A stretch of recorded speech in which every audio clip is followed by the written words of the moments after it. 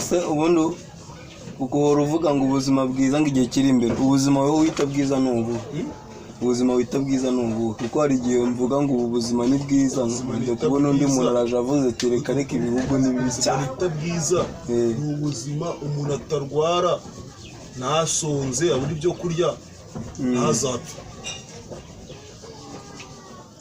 Sinifuza akantu nk'aka ngaka. Ubwo buzima ni bwiza se.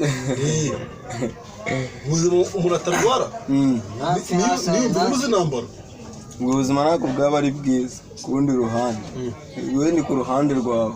Mbese wumva ubuzima bwiza nacyo buri wese abyumva, wowe ubuzima bwiza wumva ari ubuzima bwiza. Wowe mbwira, reka nkubwire, wowe mbwira njyewe icyo mbibona, wowe ubuzima bwiza wumva ari nk'ubuhe? Ubundi ngewe ku buzima bwiza ni uko habaho evaluation, ibintu bimwe bikavaho imihindagurikire y'ibintu. Umuntu akaba ari ahangaha ejo akahava hakajya byose mvuze iki? Ubwo ngubwo ni ukuvuga ngo turamutse tubayeho tudapfa twaba tumeze nk'ibihingwa bitajya byera, birumba nyine biguma ahantu hamwe ntidusarurwe. Niyo mpamvu umuntu ashaje yirata ko ashaje nyine, kandi niyo yapfuye hakabaho ama respect nyine bakamuha bwiza bwaba ubu turimo n'umudiyoma muri aribwo bwiza rwose bwo gupfa. Imana nimba ari nayo yabikoze, wese ushimishwa n'iki kugupfa kw'abantu?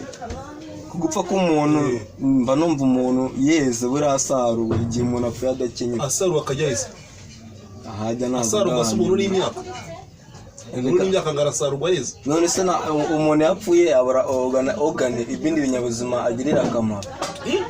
Iyo umuntu apfuye hari ibindi binyabuzima buriya ahita aba akamaro ku bindi binyabuzima biba bimukeneye.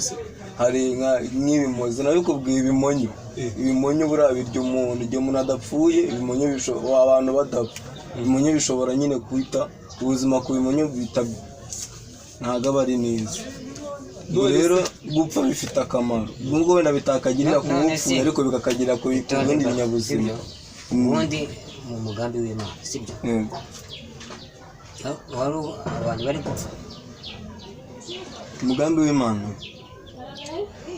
Imana ngiye mbona igira ibintu bya politiki utamenya, bikagaragaza yuko idashaka ko abantu bapfa, kandi urundi ruhande ukabona ko ibishaka. Ese reka nkubwire, uramutse ni gute wafata abana bawe ukaba ubizi neza ko bariye keke iriho uburozi bahita bapfa, warangiza ugafata iyo keke ukayishyira mu cyumba cy'abana bawe kandi ubizi neza ko bayiriye bahita bapfa? Urakoze. Noneho mu gihe ubabwiye ngo sibyo, iyi keke iriho uburozi sibyo, ntihagire uyirya, urabibabwiye abantu barayiriye barapfuye, ubwo nyirabayazana niwe abishyira. Imana yavuze ikeke ntuyirye cyangwa umuntu ntuyirye, ariko wayihashyize uhashyira n'uburozi.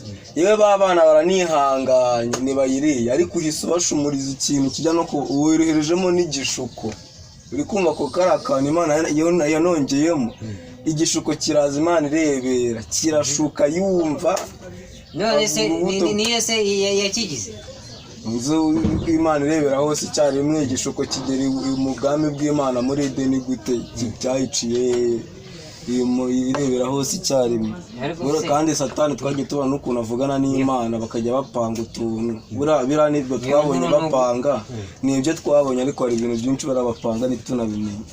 Bariya ni inshuti magara. Twebwe icyo tuzi nicyo tugomba kugenda kuri cyane. Nta nubwo Imana yakunda umuntu kuruta uko ikunda Satani, nta nubwo bizanabaho. kandi biri bwa ko Satani ari umwanzi w'Imana. Birimo ariko mu bikorwa turabibona. Mbese nimba Moses siruka kuntu akorera Imana cyane mu buryo bukomeye cyane, ku buryo abantu bose baba bazi ibikorwa bya Moses yahuraga n'Imana, ariko Imana nimwereke kugeza naho yavuze ngo ntago wambona, ngo ahubwo wambona mu bitugu gusa. Ariko Satani wewe bagiye guhura, Satani nta no gusaba uburenganzira, Imana ishiduka yamugezeho, bahita babiganiraho, aranamaza ati dushaka kuvuga ko Satani yahoze ari umumarayika mu ijuru abana n'Imana cyane. Urumva ikindi Satani ni ikiremwa cy'umwuka, ntabwo ari umuntu. kandi umuntu w'inyama n'amaraso ntabwo ashobora kubona Imana kuko Imana ari umuntu. Imana ni umuntu umuntu. Satani we yabonye Imana kuko nawe ari kimwe cy'umwuka biba bitandukanye. Ujya utanga ubusobanuro bugize wifata umuntu w'inyama n'amaraso umugereranye n'ikiremwa cy'umwuka. none se ubu ngubu nimba Yesu yararwanye na Satani iminsi 3 n'amajoro 3 nta nubwo yanamutsinze nubwo babeshya ngo yaramutsinze ariko se yamutsinze Yesu ntabwo yamutsinze ubwo buriya baragundaguranye Yesu ahita agaruka avuga ati ntabwo nanze ko ari uko bimeze. Satani wambwiye ngo ni ikiremwa cy'umwuka. Umuntu ugutaze imbere agahita akubwira umuntu waruhanganye na Yesu umwana w'Imana bikananirana, umuntu ukajya kumva w'inyama n'amaraso ahise avuga ngo njye icyo kiremwa ngo ndakiziritse ngo ndakirukanye ngo ndagikandagiye ubwo mu izina rya Yesu ngo mu izina rya Yesu ngo ndagikandagiye. none hari umuntu w'inyama n'amaraso uri bugahite ujya no kunywa n'akana agahita atura no hasi byana akanambura kaya kumva ngo niyo ngo waziritse Satani. Ngiye numva Satani yayifashe nk'agashishi yabona kayoka ngo Satani mu mukanda ngo nakije inzoka ahubwo barihohota ubundi uriya muntu akwiye no gufunga. Sinzi impamvu badashyiraho inzego zikurikirana abantu bangiza inyamaswa ngo ni inzoka n'inzoka bakazifashe neza cyane. niba ari abantu bayica nuko batazi icyo birivuga bagira ngo Satani ni kiriya gisimba tureba. Abantu benshi bazi ko ari Satani ubona no wanabirota kumva benshi bazi ko ari Satani ko ntabwo ari Satani nubwo yayifashishije ariko ntabwo ari Satani. Gusa ko wenda aho ngo icyo numva ushaka kuvuga cyo ushaka kugaragaza ko Satani afite imbaraga nyinshi kandi n'Imana iramukunda. Icyo cyo nuko inabirira kivuga ivuga ko Satani afite imbaraga nyinshi ariko reka adafite imbaraga ziruta iz'Imana. Niyo mpamvu bavuga ngo umuntu ushaka kurwanya Satani ariko afite iziruta izacu. Ariko bavuga ngo umuntu ushaka kurwanya Satani ntabwo yishingikirizaho ubwe ahubwo yishingiza ku mbaraga z'Imana. Imana itagufashije ntacyo wakora kuri Satani. Niyo mpamvu n'abantu benshi ubwo umutego wa Satani. Ubundi Satani bamurwanyiriza iki? Ayo gutwaye iki? Umuntu atwaye cy'abantu ku buryo uvuga ngo umusurisha ubuzima bubayemo. Jewe ndishimye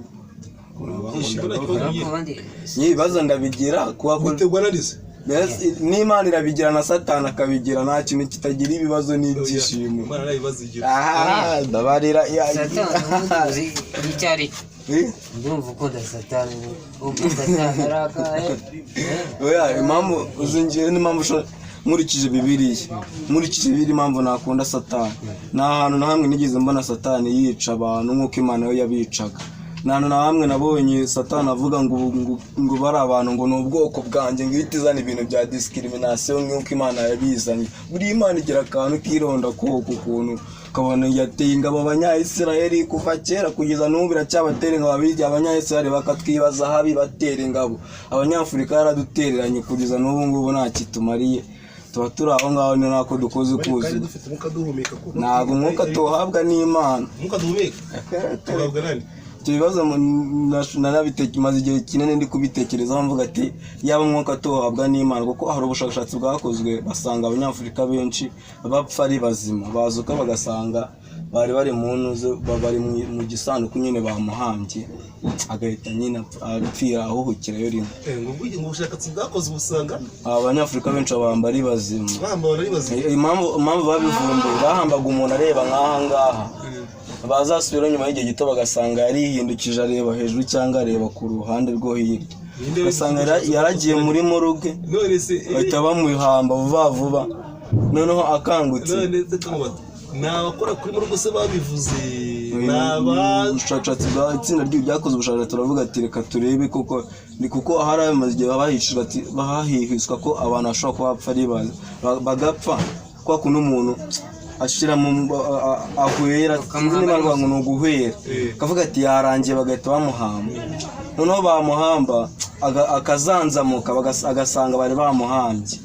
Nje rero hari ahantu azanzamukira iyaba Imana ari itanga umwuka yakitse musangisha kuko ntahitagira ikamusangisha ikawumuhereza agakomeza ari muzima ntahitapfa ngo nuko awubuze. Ubwo tutabona hari ahantu kandi nawubuze kandi hari ahantu ugomba kuba nyine hari ahantu ugomba aho hantu nese hari ahantu Imana itagera cyangwa itageza zayo. Niyo utajya kure ngo urebere ko ibyo by'abapfuye ugiye mu mazi ugacubira gutyo ntabwo Imana yagusangisha y'umwuka kandi Imana nta hantu itageza ibikorwa byayo cyangwa nta hantu itagera bivuze ngo rero ntabwo ari ibintu ahubwo tuwuhabwa na environment. Impamvu hari ahantu umwuka ujya umanza umenye ngo ahantu abantu baremewe kuba nahagana hehe kubera iki kuri iyi si y'umuntu wo hejuru n'abantu bagenewe kuba ntabwo bagenewe kwikuzimu. Kuzimu ntabwo habaho mbuga mu mazi cyangwa mu munsi. Kuzimu habaho hasi y'ubutaka, hasi y'ahangaha amagasa biri kuzimu. Hano gucukura ubwo ibirayi umuntu arimo aracukura mu bwiherero bari kugikuzimu. So twitware ni kuzimu.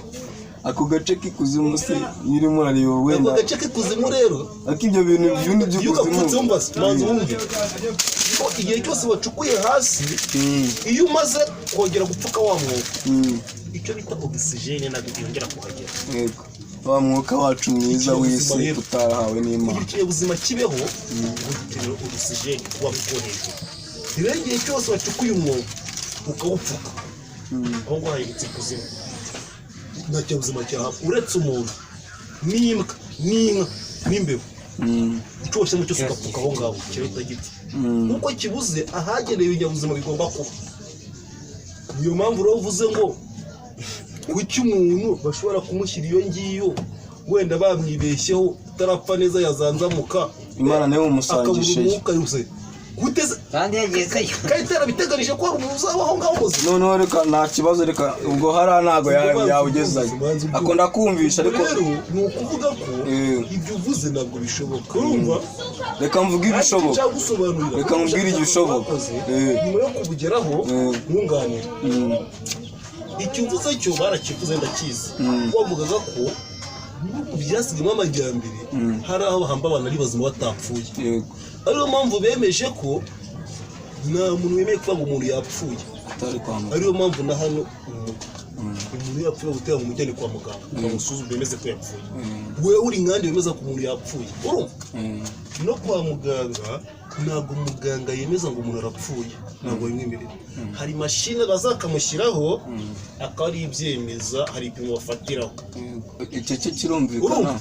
None iyo mashine maze kubyeka umuntu amaze gupfa nta cyabaho ngo kigitangaza uwo muntu ngera abe muzima kereka wa muzuko tujya tuvuga. Urumva ari nk'Imana ibimukoreye ariko nawe ijya ibikora muri iki gihe cy'umuzuko kitari cyagera. Rero uyu munsi wa none muri abo bantu bashyira muri moruge cyangwa n'ahandi nawe barashyira muri mashini yamupimye yemeze ngo yapfuye abandi twasanze yihindukije. Imana si iturinze aha ku isi nido uwo mwuka ikanaturinda. Usubiza impamvu umuntu aba afite nk'icyo gikapu ufite ukaba ubu ngubu uciye ahangaha nijoro mu muhanda mu ijoro keretse ugize amahirwe umuntu agutangira kandi urasenga imirimo y'Imana urayikora neza andi mwita ngo ni iy'Imana. Wifite igikapu ukabona umuntu arakunize noneho yacuze umugambi wo kuza kugutangira Imana ibyumva ntiyanagukomanga ngo ikubwire iti caharara umubisha.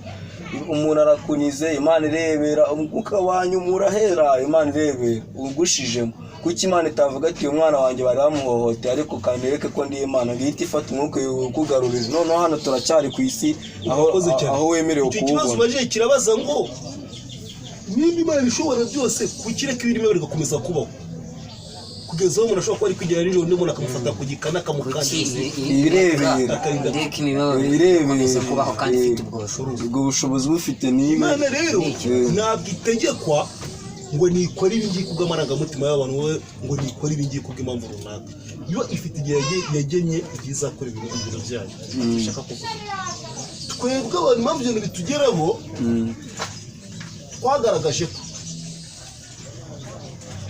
dushobora kubaho neza tukabaho tukagira ubuzima bwiza tutisunze Imana. Niwo mwanzuro abantu bagezeho. Urumva abantu bagaragaje bihitiyemo ko bashobora kubaho bakagira ubuzima bwiza batisunze ubuzima buturuka ku Mana. Ntabwo ari twese umwanzuro ko uyu mwanzuro bavuga ko ariko bwiza. Mana nayo bati niko bimeze mu rendo byiza ngaho nimubeho mutanyisunze muzabire beza ko byifuza.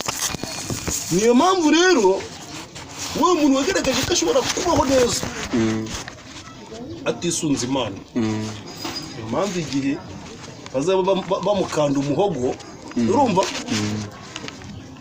Imana y'ibiri ari twiteye bati wavuze ko ushobora kubaho neza utanyisunze nta kundi wowe na bagenzi bawe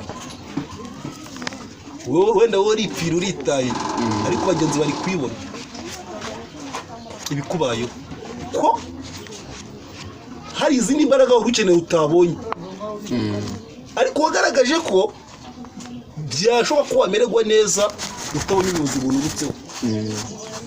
Niyo mpamvu ubona hano ku isi ibibi n'imibabaro bigera ku bantu kandi Imana iri kubyitegereza urumva iri kubyitegereza ikabireka nk'uko bivuze ukaba wakwambuka no mu gishanga wifitiye taburete nawe cyaza agashakoshi ngo utari ninjoro ugasanga abantu baguteze bakakakwambura wanajya no kuzamura umutwe bakagushyira hasi bakakuniga bakagukanda paka upfuye. Imana ibyitegereza kandi Imana ishobora byose ikirusha imbaraga ikakureka ati ugapfa bakaguhamba kubera ko abana b'abantu bagaragaje ko bashobora kumererwa neza bakagira ubuzima bwiza batisunze Imana.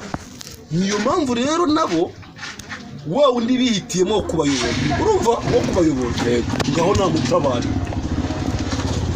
wa undi bahisemo ko ari bo bazamererwa neza niba mwisunga ari we nawe wemera bashatse kuvuga ko afite imbaraga umwemero nta kibiki baramutoye ngo babona ari we bamwisunze bamererwa neza kuruta Imana.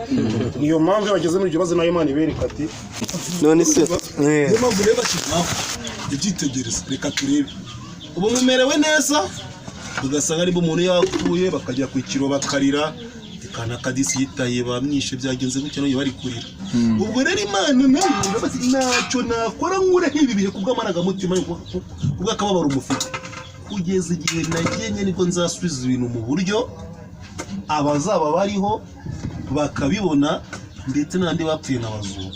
Ubwo rero mu gihe icyo gihe kitari cyagera nta kintu nabikoraho.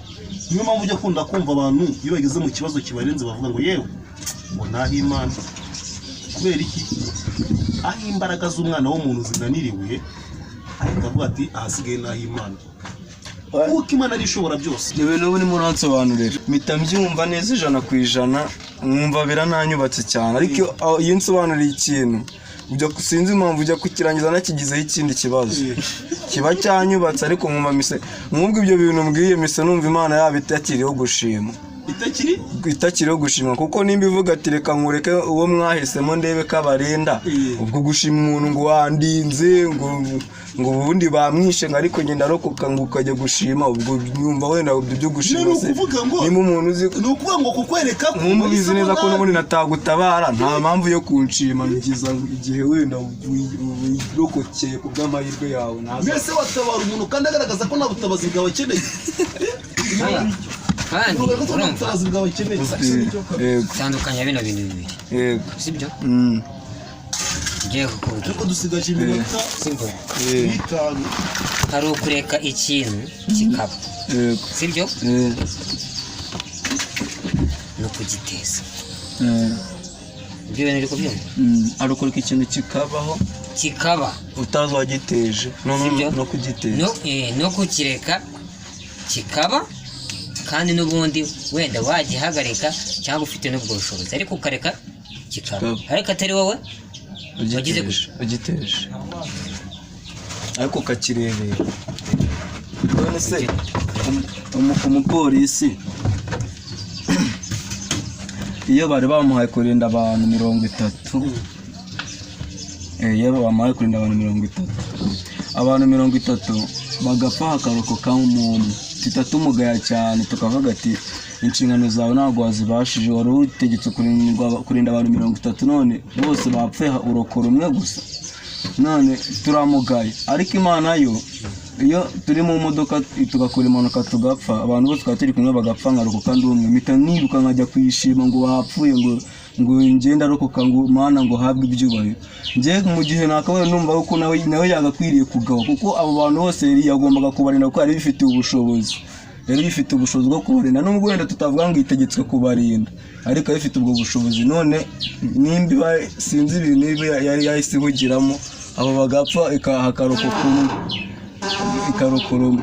Ubwumva aho hantu ko kari aho gushimwa cyangwa naho kuyigaya. Twari turi 30, abandi bose barapfuye, njye ndarokotse. Nkwiye gushima Imana cyangwa nkwiye kuyigaya ko bagenzi banjye itabarokoye. ariko uzi yuko biri iravuga ngo sibyo ibihe sibyo bigera ku bantu, urumva bibagurira muri rusange, sibyo biba ibihe ni ibigwirira abantu muri rusange, sibyo mu by'ukuri kuri icyo kintu kiba cyakubayeho weho, si ukuri mwiza kuruta abandi bitahiye bapfuye, si ukuri mwiza uriya muntu warokotse mu mpanuka, so ukaba ari mwiza ibintu runaka aba yakoraga, ni amahirwe yagize ariko atari Imana, niba yabigizemo uruhare, ariko mbe ko ni amahirwe yagize, muhitamo yitwerera ayo mahirwe. bishaka kuvuga ngo nawe yagombaga gupfa. Nibyo iyo bakubwiye ngo ibihe n'ibigwirano bigera kuri bose nawe bitageraho, ariko icyo nakubwiye cyo kuri ibyo bintu atari byo byose bigera ku bantu, nuko nta ruhare Imana ibigeraho. Gupfa kwanjye, gusoza kwanjye, mpanuka zanjye, twebwe kuri rya jambo rimwe nakubwiye, urumva, twitoreye umuntu ku bantu rusange en general bose, urumva, bageraho mu isi byiza ibyo ari byo byose, nuko bahisemo kuyoborwa n'ikiremwa kibi, bahisemo ko bazamererwa neza bayobowe na Satani mu ijambo rimwe. Niyo mpamvu Bibiliya ivuga yemye ko umutegetsi w'ikirenga uyobora isi yacu ari Satani, kuko isi iri mu biganza bye, urumva, n'Imana yayimuhaye, ni kuba ashaka agakuraho uwo ashaka, urumva. Niyo mpamvu ureba ku isi hariho intambara, nuko kizigenza utegeka isi yose akunda urugomo, akunda intambara. Satani aba ku isi kuva kera, we niyoboye isi, urumva, ni nahaba umwuzure base yari yihishe ku muhamaga yari ataramanukira isi, ariko ubu ngubu ntabwo yajya mu ijuru, ubu habaye umwuzure noneho yahita apfa. Ndetse icyo gihe namubwira agakuru gashishikaje, n'abana yarabyaye, umva se, n'abana yarabyaye babonye, ujya mu bintu uvuga ngo abamarayika babonye abakobwa b'abana banabona ni beza, baza kubasamanya. Ntabwo ari aba Satani, tubabarira n'ab'Imana, Bibiliya itubwira ko ari ab'Imana. Babonye abana b'abantu babona ari beza, baraza babyarana nabo mu isi. Iyo nkuru urayizi? Ndayizi cyane, nyagiraho n'ibibazo byinshi. Umva by'abana babyaye ibintu Bibiliya bita, bavuga ngo nizo za ntwari za kera, Bibiliya bita ngo ni abanefili, bari bafite imbaraga zidasanzwe. Igihe umwuzure wazaga, urumva, wazaga base bahise biyambura umubiri w'abantu baba umwuka, ariko abana babo barabishoboye, abana babo bari abantu inyama n'amaraso, bavutse ku bagore, ubundi hari aba bana b'Imana baje ku isi bagasamba bakagira irari. Hari natwe tuvuga ngo twita ngo turi abana b'Imana tutarabayo, hari na Yesu tuvuga ngo ni umwana w'Imana. Ubundi ntandukanyiriza ubwo bwana bw'Imana, abamwe barababyaye hariya, abandi hariya, kuki tuhita tuzamo ibice, kuki tutatuzamo ibice? Icyo bishaka kuvuga ni uko Imana ari wo mugenga w'ibintu byose. Bivuge ngo, urumva, hari ibiremwa byayo bya mbere aribyo by'abamarayika bitwa abana b'Imana, urumva. Noneho nyuma yo kurema ibiremwa by'umwuka, yaremye n'ibiremwa by'umubiri bifite inyama n'amaraso. Bibiliya ivuga ko twaremwe mu ishusho yayo, itwita ko turi abana bayo kuko twayikomotse, urumva. Twese twitwa abana b'Imana kubera ko niyo yaturemye, kandi impamvu ivuga ko turi abana bayo ni uko ngo twaremwe mu ishusho yayo, urumva. Ibikorwa dukora, kamere abantu bagaragaza, isanishwa n'imico y'Imana. Niyo mpamvu ngo turi abana b'Imana twese, kuko rero twakomotse. Nta hantu na hamwe ibikoko bivugwa ko ari ibyana by'Imana, ni ibiremwa byo kunagarana n'Imana, kubera ko imico yabyo n'ubwenge bwabyo, twebwe nuko twabirushije ubwenge tukishyira ahantu heza. Iyo bizana byo kuturusha ubwenge niko byari kuba. si kwisi niyo yaduha ubwenge wahagana heza byo bitaho si kwisi twikiza ahantu heza tukavuga ngo twe ngo turabe Imana ngo dusa mu ishusho yayo buriya n'inka yigira ubwenge ari guhita ati nanjye nsa n'Imana ni mwabyibwe cyari we yabyivugiye ntabwo ari yabibone se ubundi arega biriya bintu dusoma muri Bibiliya nuko ari inkuru wenda ubundi hari ukuntu uba ufite isaha muri telefone sibyo nuyireba ukajya kugura n'isaha yo ku kuboko ukanayigura menshi uruta telefone kubera ko ariyo yamamajwe cyane biriya bintu impamvu bifite agaciro kenshi nuko aribyo byamamajwe cyane ariko dufite ibintu byinshi byavuga none se reka mubwire kubera iki kuki iyo urimo urambwira umbwira ba Aburahamu ukambwira ba Sara ntumbwire ba Ryangombe bose abantu kandi ntumbwire Imana y'u Rwanda kuki uri kuvuga Imana kuki urimo uravuga Imana uvuga ibintu by'imico y'Abayahudi by'Abanyayisiraheli ukatunzanira ibintu by'Abayahudi ngiye mvuga ibyo nzi by'Abayahudi byamamajwe cyane nasomye byamamajwe cyane ku isi hose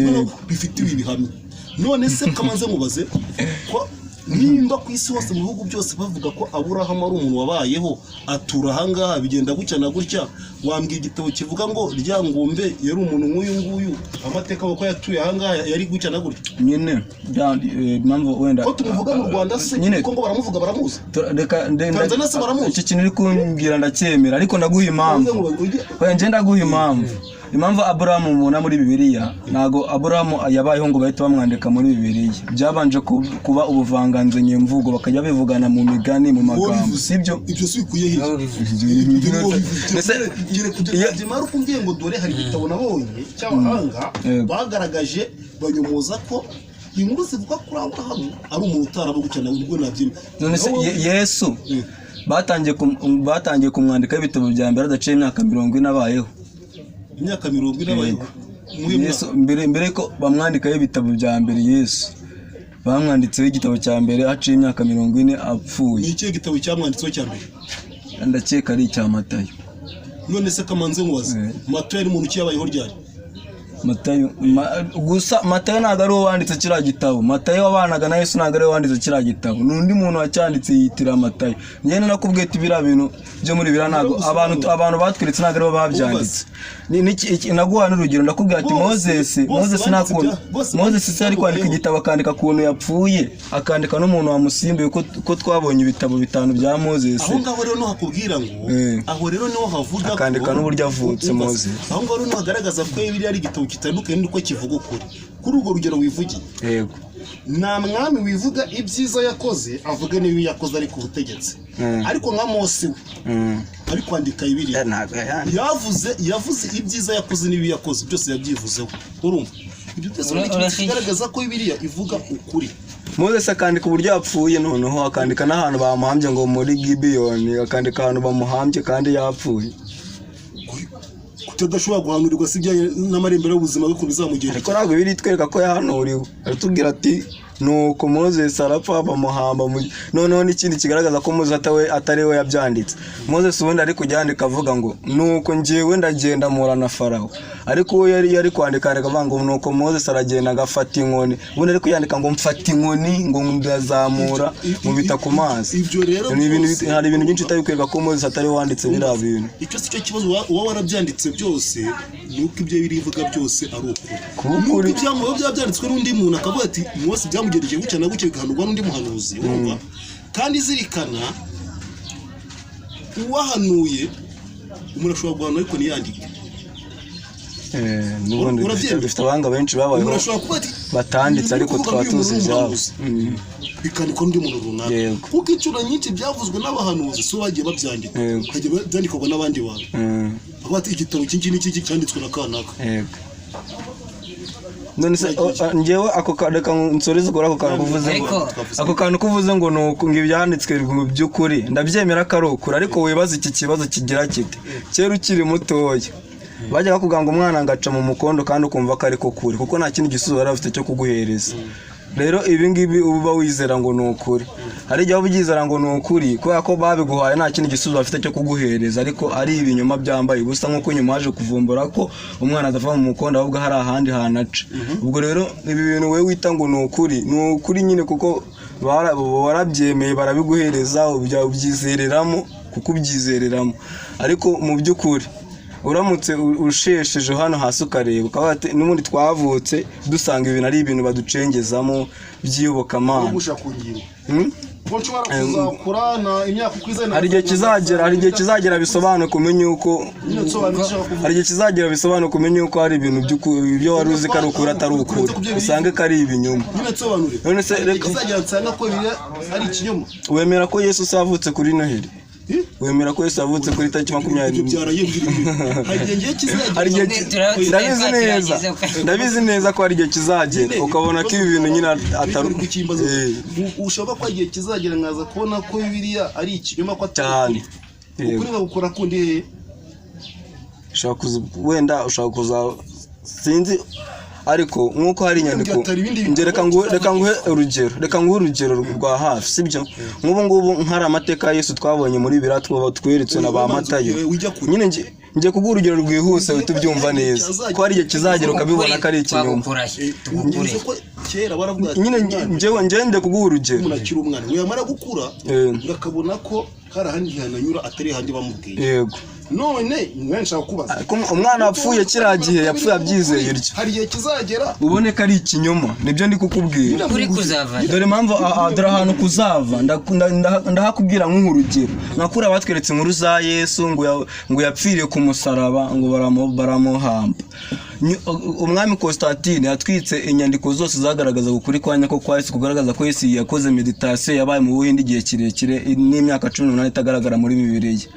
Izo nyandiko rero kuzitwika hari ukuntu utwika inyandiko wenda nawe uzafata ibipapuro byinshi bitwikurira. Hari ukuntu zitwikamo hagati ugasanga hari nk'urupapuro rutahiye neza rwasigayemo. N'izo nyandiko zagiye zivumburwa tukabona handitseho wenda ngo ni Jesus in India kandi zanditswe kera cyane muri ibyo bihe bandika n'andi makusanyirizo.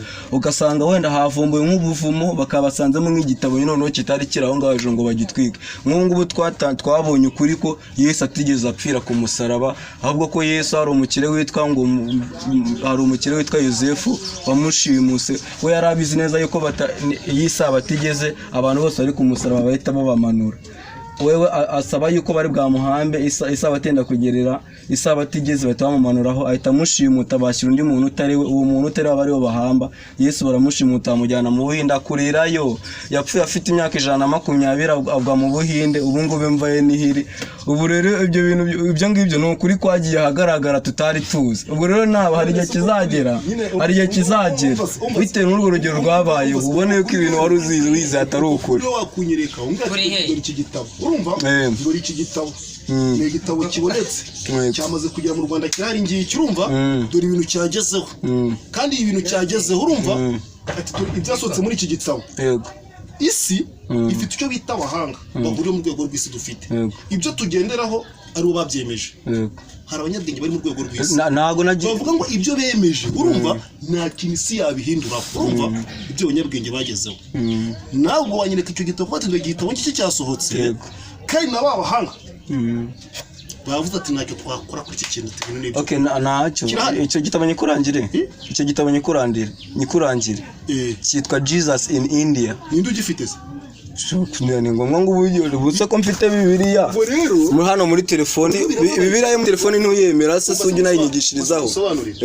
Ubwo rero birababaje icyo gitabo kuba haba ari nawe kivumbuye kitazwi hagari nge nyivumbuye kuri nagiye wakagombye kuba gwari kugaragara kuri no gutangirwa n'ibihamya tuduri bihamya bikomeye ku cya gitabo kibaye ukuri nk'uko Bibiliya ubwayo urumva kwemera ko hari ukuri Bibiliya nuko n'urugero urumva isi Bibiliya ifite ibihamya by'imaza kwivugwa ari ukuri. Ngubu abahanga mu by'ubumenyi bw'isi abahanga mu rwego rw'isi nibo bemeje ko amazi yo kusata ajya ahinduka urumva. Baravuga ngo imvura iragwa izuba rikava ubushyuhe bukaza yamaze agakamuka kiyevapora akazamuka agasubira hejuru akongera akagaruka inyanja zigatanga ibicu bikajya bikongera bikagaruka ngo niwe mpamvu turi gitonyanga imvura guturutse hejuru ngo amazi yasubira hejuru. Ibyo abahanga barabyemeje mu rwego rw'isi urumva babyemeje hashize imyaka ibarirwa mu bihumbi urumva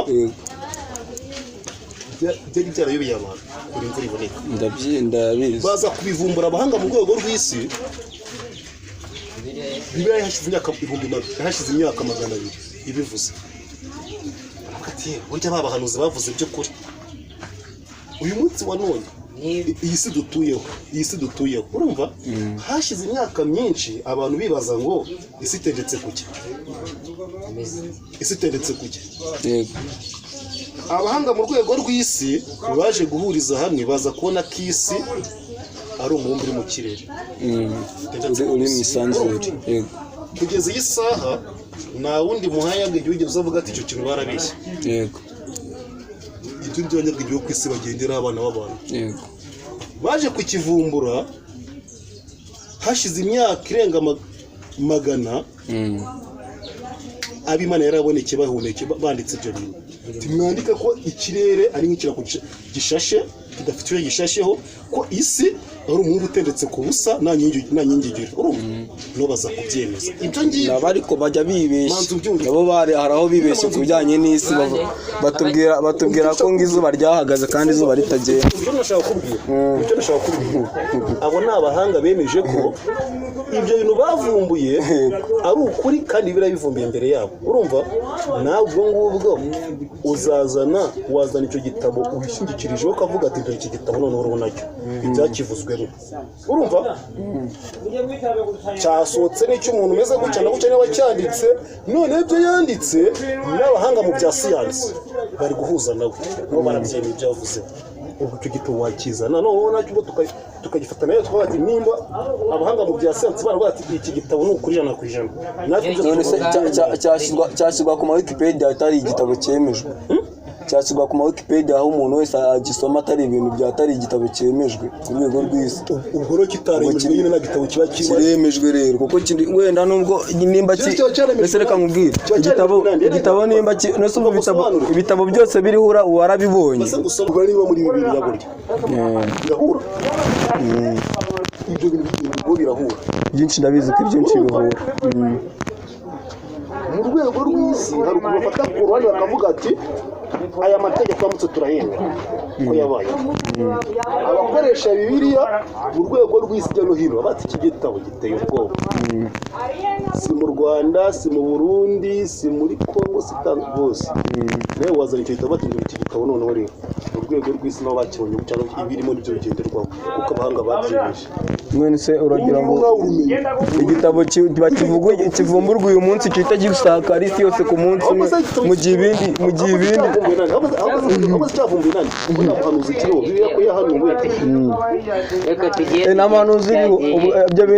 ngo ni amahanuzi rero hari ahantu utabivugira kuko hari ahantu baba bazi ko abahanuzi babaho. Ibyo bintu ngo ni amahanuzi uriho hari ahantu utabivugira. Ibyo mvuga ishingiye kuri Bibiliya urumva kandi nta n'indi nkuru nyine nakubwira urumva nagendeye kuri Bibiliya urumva nta jambo